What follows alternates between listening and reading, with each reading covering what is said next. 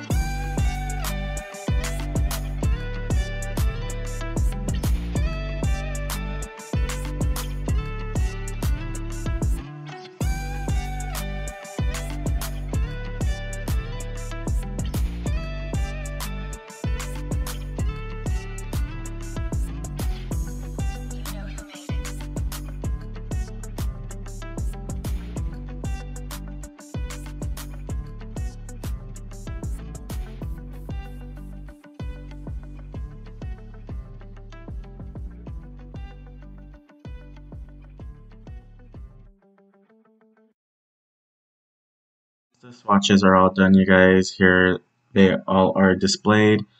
Now, the pink one or red one here, I couldn't figure out honestly what it looked more like, but we're going to go with pink. That's what it looks like on my wall as I display it. This one is more on the red side, and the other bottom one right here is more on the brown side. They do kind of also look alike, but the top one is more sheer. These two are my favorite ones out of the whole purchase that I made. But we're going to be doing a quick design with these. Starting off with our bare nails, we're going to be using this jelly coat, top coat, to remove all these nails. It just makes it easier. Since I don't wear nails myself, I just use a thin layer of top coat. Cure that. I always do my thumb first, only because I feel like if I don't, it'll just run or into the cuticle areas, or it just won't cure properly. So once that thumb is done, I will go in with all the other nails and get those done as well.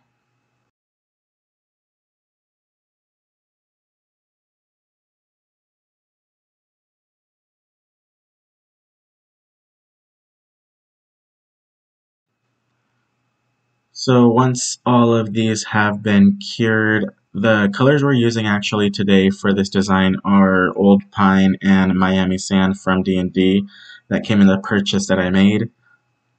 I didn't want to add any tips and I didn't want to sculpt any nails, so we're going to be doing a Gel-X type of thing. We're going to be going with our gooseneck lamp, the Extend Gel from Jellico as well. And these are the full coverage tips that I'm going to be using. Typically, you're going to want to go ahead and etch the inside of the nails or the tips that you're going to be using for better adhesion. Because I'm popping these off right after the video, I didn't even worry about that, but you also want to make sure that every tip fits perfectly from sidewall to sidewall. So you're going to put a little dollop of Extend Gel here. You're going to go ahead and flash cure that for at least 15 seconds. And here you can see that I'm not a pro at using this. This is actually my second time doing it.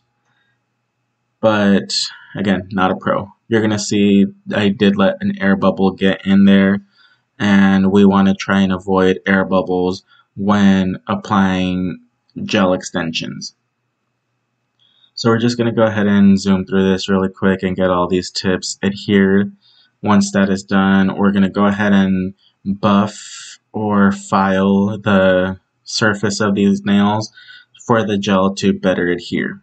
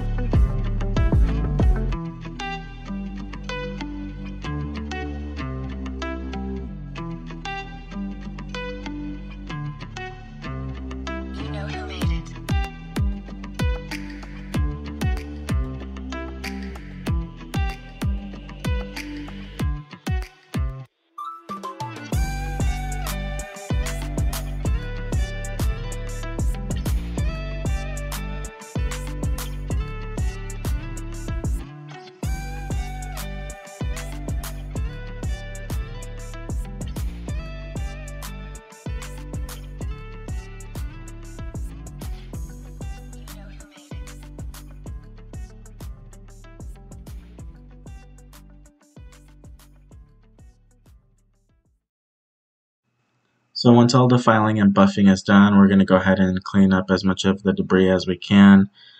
The color we're using first is going to be Miami Sand as our base color. I do go ahead and work on my thumb first, like I mentioned, only because the thumbs don't always face up properly, so they don't always cure, and I've had that happen to me a couple times where the thumb isn't cured all the way or the polish just removes or, just wrinkles up. This is how I prevent that from happening. So we're going to be doing 2 coats of this on every nail just for our base color.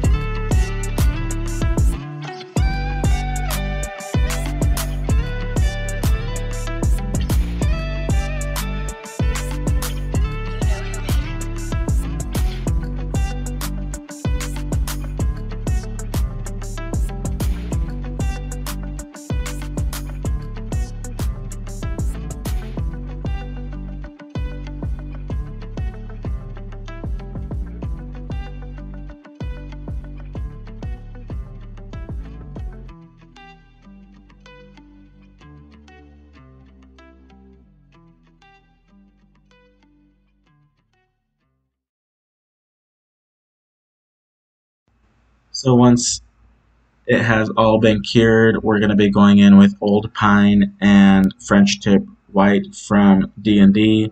Here you see I had a little bit of a bump on the side of the nail, so I went in with my hand file and took that down. For the design, I am doing 2 French tips, or 3 French tips, my bad. And to be honest with you guys, I hate drawing on French tips. I feel like it's really hard. I don't like it at all. I prefer sculpting nails than drawing them, and because of these new products and we just wanted to test them out and review them and see how well they work, I decided to go ahead and draw them on. It doesn't look like I struggled much, but it was a little bit of an effort to do. Here on the pinky, you saw that I did it once. I didn't like how it turned out, so I went back in and I redid that French tip smile line. Once all of that has been done, I'm moving on to the thumb. And here also, I didn't like how it turned out at first, so I just went back in after filling it with my polish to re-outline the smile line. Once the outline has been done, we're going to go in with a gel brush and go ahead and just fill that in. Here again, you can see me mess up a little bit, so I tried to fix that with that big brush from the bottle, but it didn't work out as well as I hoped it would. So then I go back in with my liner brush to outline it again and fix where I messed up, which was a really easy fix. It just took up a little bit more time than I expected it to. But yes, when you do go ahead and make a little bit of a spillage, or as you can see here on my ring finger, I did put a little bit of gel on it. That's okay, because you can just go back in with acetone and a cleanup brush to clean that up.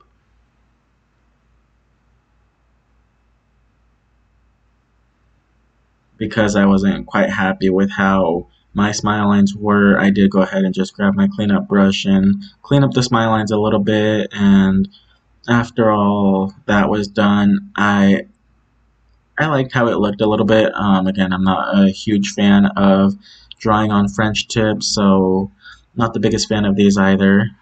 Prefer sculpting them, but they look pretty good.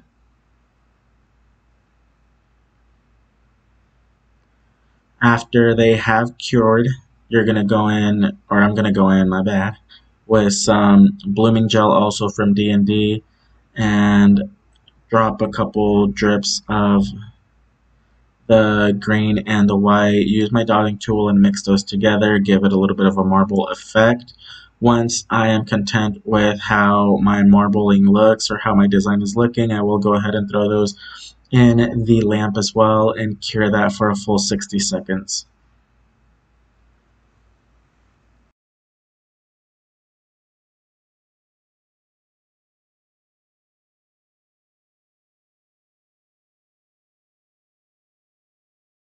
Once it has been fully cured because of the tacky layer left behind, I can just go ahead and dab the gold foil wherever I feel like it would look good. Once I'm happy with the placement of my foil, I am going to be going in with some rhinestones and placing one on each of these French tips by the cuticle area.